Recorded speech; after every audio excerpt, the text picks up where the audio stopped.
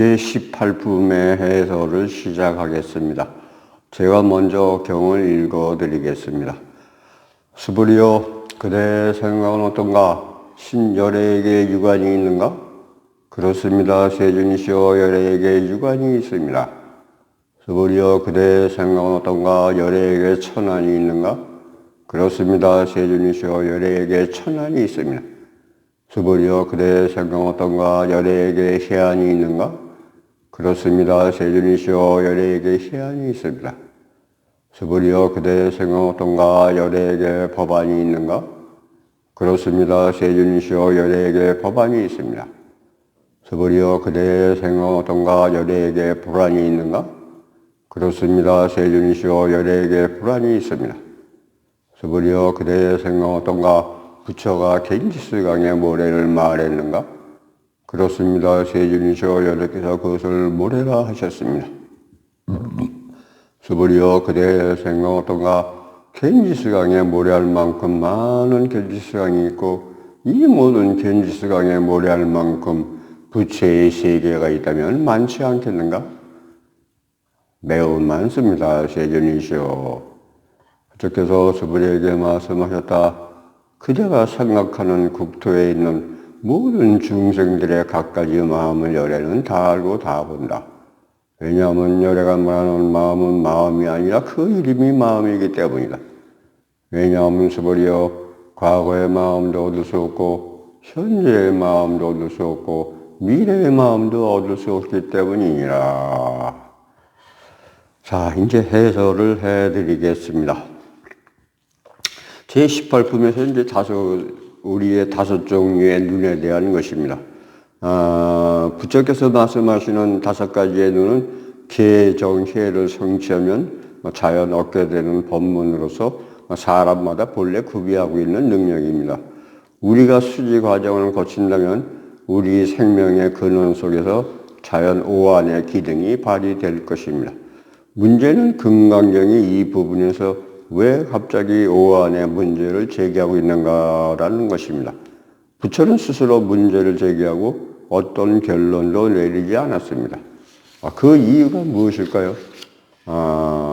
진정한 깨달음의 정득, 즉 명심견성의 이름은 바로 거기서 진정한 경계가 드러나며 자연 이 다섯 가지 눈의 능력을 구비하게 됩니다.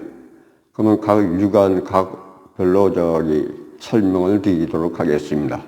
제일 먼저 유관입니다. 그래서 지금 현재 부처께서는 우리 생명의 근원 속에 내재된 다섯 가지 기능을 오한이라 합니다. 첫째는 유관입니다. 부모로 받은 현재의 우리의 눈입니다. 이 유관은 물질 세계를 볼 수 있어서 우리의 모든 감각과 지각이 이것을 통해서 이루어집니다. 유관은 마음과 서로 연계되어 있습니다. 이 때문에 많은 경전에서 마음과 눈을 같이 논하고 있습니다. 눈은 마음의 스위치로서 마음과 눈은 밀접한 관계가 있습니다. 누구도 모두 눈을 가지고 있지만 모든 중생의 마음이 다르기에 눈 또한 다릅니다. 일체의 병은 업에 따라 생겨납니다. 선에는 선업이 있고 악에는 악업이 있습니다. 업은 마음에서 생깁니다. 바로 절대 유심의 이치입니다. 그 다음에 이제 천안입니다. 천안에는 두 종류가 있습니다. 하나는 업보로 인해 얻는 것입니다. 많은 생애에 걸쳐서 수지를 행하고 정을 닦아온 결과 이 생애에서 얻는 천안입니다. 이것은 타고나는 것으로 선행의 응보로서 갖게 된 자연스러운 능력입니다. 다른 하나는 닦아서 얻는 것입니다. 이 생애에서 수련을 통해서 개정회를 성취함으로써 얻는 천안입니다. 수지 공부를 하다 보면 기맥이 훈에 이르러서 시각신경이 자극을 받게 되는데 이로 인해 눈에서 여러 가지 환상이 보입니다. 진정한 천안은 부모로부터 받은 눈이며 반드시 수지를 거쳐 정력을 얻은 후에야 통할 수 있는 것으로 시방세계의 모든 것을 볼 수 있습니다. 천안은 육안으로 볼 수 없는 세계, 예를 들면 다른 세계를 투시합니다. 천안은 정력으로부터 나온 것으로 정에 이르러 얻게 되는 신통력입니다. 사람의 왕성한 생명력이 정점에 달하면 모든 물리적 장애를 뚫을 수 있는데 이것이 소위 말하는 신통력입니다. 그 다음에 이제 해안의 설명이 되겠습니다. 해안 역시 육안과 분리될 수 없는 것으로 육안의 새로운 기능이 나타난 것입니다. 해안이란 그 지안으로서 개정해의 그 공력이 드러나는 것입니다. 즉, 정을 닦아 지혜가 드러난 것으로 이것은 보통의 지혜가 아니라 지혜가 힘으로 변한 것입니다. 이런 세력이 있어야만 지혜아니라 할 수 있습니다. 지혜가 어떻게 힘으로 변할 수 있을까요? 총명한 사람이라면 이런 이치를 생각해서 토할 수 있다고 말씀을 하십니다. 그 다음에 법안의 해석입니다. 법안이란 해안으로 공을 보는 것입니다. 진정으로 자성의 공을 인식하고 공성의 본체를 보아내는 것입니다. 법안으로 보면 모든 중생이 평등하며 공도리도 아니라는 것을 알 수 있습니다. 법안은 진정으로 공 속에 있는 묘유를 볼 수 있을 때야 비로소 얻을 수 있습니다. 깨우친 지혜의 경계로 말하자면 진정한 공에서 묘유가 일어나는 것입니다. 이것이 법안의 이치로서 모든 것을 평등하게 보는 것입니다. 다음에 이제 불안입니다. 불안은 모든 중생을 평등하게 볼 뿐 아니라 오직 자비로서 바라보는 것입니다. 자비란 부성과 모성이 지닌 어진 덕입니다. 이것은 지극히 선하며 아무런 조건이 없고 또 평등합니다. 그래서 대자대비라 합니다. 불안으로 보면 모든 중생이 다 가련합니다. 그래서 보시하려 하고 중생을 구하려 합니다. 불법을 배우는 자가 법에 따라 수지하여 진정한 성취를 얻으면 반드시 이 다섯 종류의 눈을 갖게 됩니다. 그 다음에 이제 헤아릴 수 없는 우주가 되겠습니다. 불법을 공부하다 보면 성스러운 것에만 집착하게 되어 폐단이 생깁니다. 부처의 경계는 너무도 높고 먼 것에 있어서 우리 보통 사람들과는 완전히 다르다고 생각하게 됩니다. 이것은 진실하지 못합니다. 너무 성스러운 경지로 몰아가다 보면 일종의 부정관에 빠지게 됩니다. 부정관이라는 바르지 못한 사유나 생각으로 여기에 빠지면 이상해집니다. 금강경을 능단, 금강, 반야, 바람일다라고 하는 것도 이 때문입니다. 일체의 망령을 모두 끊어버린다는 것입니다. 진정한 불법은 평상적이요 이것이 바로 도입니다. 부처는 수보리에게 묻습니다. 갱지스강 속의 모든 모래가 부처의 눈으로 볼 때 과연 모래로 보이겠느냐 하는 것입니다. 수보리는 당연히 모래로 보일 것이라고 대답합니다. 모래는 모래입니다. 물론 이제 화신이 왔을 때에는 예외입니다만 부처가 육신, 즉 보신으로 와 있을 때라면 우리와 마찬가지로 추위와 더위, 배고픔을 느낄 것입니다. 성인도 모두 사람이 변해서 그렇게 된 것이고 부처도 수행에 성공해서 이르게 된 것입니다. 부처가 수보리에게 묻습니다. 그대의 생각은 어떤가? 갱지스강의 모래는 그대가 볼 때 많지 않겠는가? 수보리가 대답합니다. 당연히 아주 많습니다. 부처는 여기에서 허공 중에 부처의 세계가 무수히 많다는 것을 설명합니다. 석가모니 부른 동시에 이 사바세계의 교화를 담당한 스승의 입장에서 또 하나의 관점을 제시합니다. 이들 세계에는 석가모니 자신과 마찬가지로 지혜를 성취한 부처들이 수도 없이 많다는 것입니다. 그 다음에 헤아릴 수 없이 많은 마음의 설명이 되겠습니다. 부처의 눈은 유관, 천안, 해안, 법안, 불안으로 나타납니다. 이 때문에 부처는 이 세상에 이 허공 중에 그렇게 많은 세계가 있다는 것을 알 수 있습니다. 이것은 바로 여래가 구비했다고 하는 오안, 즉 지혜, 신통 같은 능력에서 나온 것입니다. 부처럼 이처럼 불가사의한 능력을 구비하고 있었던 것입니다. 그러면서도 그것을 가장 평범한 수준으로 끌어내려 중생과 평등한 것으로 만들었습니다. 부처가 본 세계는 모래는 모래여 물은 물이었습니다. 이 구절에서 부처는 다시 몇 가지 문제를 제시합니다. 표면상으로는 우리에게 아무런 결론도 내려주지 않습니다. 그렇지만 결론이 어디 있는지는 우리 스스로 알아야 합니다. 언뜻 보기엔 쉽게 이해할 수 있을 것 같지만 실제로는 아득해서 아무것도 이해할 수 없습니다. 이건 역시 우리에게 지극히 큰 계시를 줍니다.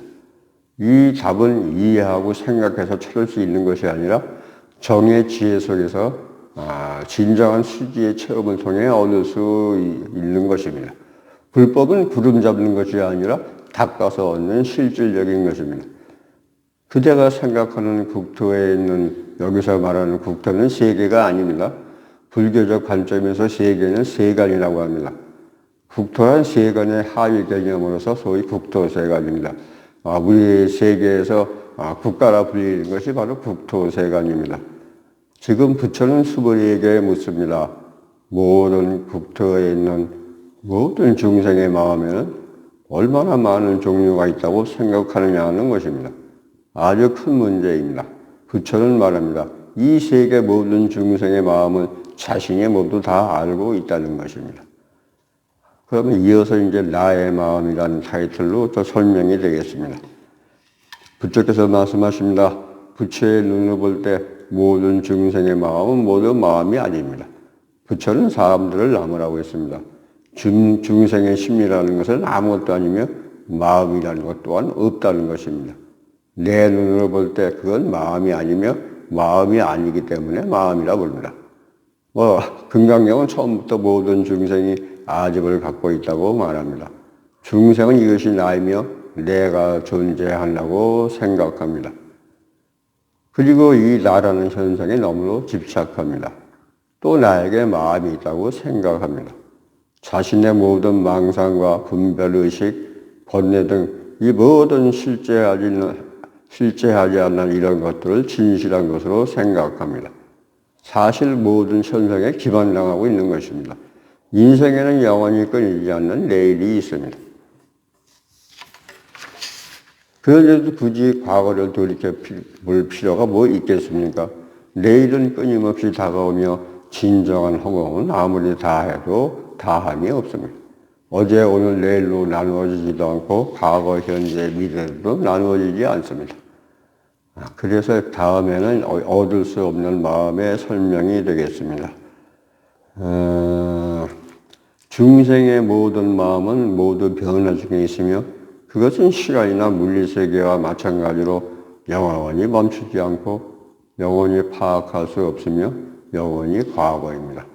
그러므로 과거의 마음도 얻을 수 없고 현재의 마음도 얻을 수 없고 미래의 마음도 얻을 수 없다라고 했습니다.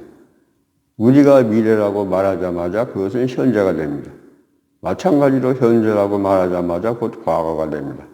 이 현상은 붙들 수 없는 것으로 일체의 감각과 지각이 모두 그러합니다.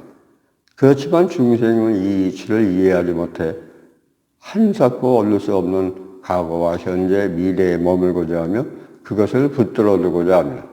공은 얻을 수 없는 것이 공이 아닙니다. 공은 부단히 다가오는 것입니다. 이 때문에 부처는 세상의 모든 것이 모두 유의법이라 말합니다. 유의법은 인연에 의해서 생명하는 만유의 모든 법을 말합니다. 유의법의 본체는 무의이며 유의는 그 작용입니다. 이처럼 유의는 도를 싣고 달리므로 우리는 유의법 속에서 무의의 도를 구해야 합니다. 모든 수지는 모두 작용이 없는 것이기 때문입니다. 결코 유의법을 단절시킨 후에야 도를 증득할 수 있다고 생각해서는 안 됩니다. 유의법은 본래 무의 가운데 있는 것이므로 무의의 도는 유의의 현상 속에서 관찰해야 합니다. 유의법은 끊임없이 생겨나므로 유의에는 한계가 있을 수 없으며 생멸 또한 없어지지 않습니다. 생멸하는 마음을 단절해버려야 도를 증득할 수 있다고 생각하는 것은 모두 사견입니다. 그것은 진정한 불법이 아닙니다. 소위 말하는 연기, 성공명리가 바로 여기에 있습니다. 이것이 금강경의 핵심 중의 핵심입니다. 이 점을 뚜렷이 하지 않으면 전체 불법이 사결이 되고요. 단견이 되고 맙니다. 이렇게 되면 유물론처럼 공은 아무것도 없는 것이라 여기게 되니 이것은 불법이 아닙니다. 부처는 과거의 마음을 얻을 수 없다고 했지 과거의 마음이 없다고 하지는 않았습니다. 부처는 과거의 마음을 얻을 수 없다고 했는데 얻을 수 없다는 것은 일종의 하나의 방법상의 그 추단입니다. 부처는 결코 과거와 현재 및 미래의 마음을 얻는 것이 불가능하다고 말하지 않았습니다. 불가능이라 하면 불능이라고 하는 한자가 표시가 될 것이고 얻을 수 없다고 하는 건 불가하고 이제 한자에 불가하고 불능하고 그 차이의 그 얘기를 하는 것입니다. 그래서 이것은 현상계 속에서 무상의 아누다라 삼맥삼벌이 즉 무상의 도심을 구해서는 안 된다는 것입니다. 붙잡아서는 안 되는 과거의 마음을 버리고 오지도 않은 미래의 마음을 막으며 현재의 마음에 머물러 있다가 이것을 버리기만 하면 됩니다. 버리기만 하면 된다는 것은 무엇일까요? 이것은 공도 아니요 유도 아닙니다. 공이면서 유인 이 사이가 바로 하나의 진정한 드러남입니다. 유에 임해서는 유가 되고 공에 임해서는 공이 되니 대단히 평범합니다. 결론적으로 얘기한다면 모든 이치와 섭리는 작용하면 유가 되고 작용하지 않으면 공이 되는 것입니다. 이것 이상으로서 18품의 해설을 마치겠습니다. 들어주셔서 감사합니다. 제 19품을 기대해 주시기 바랍니다.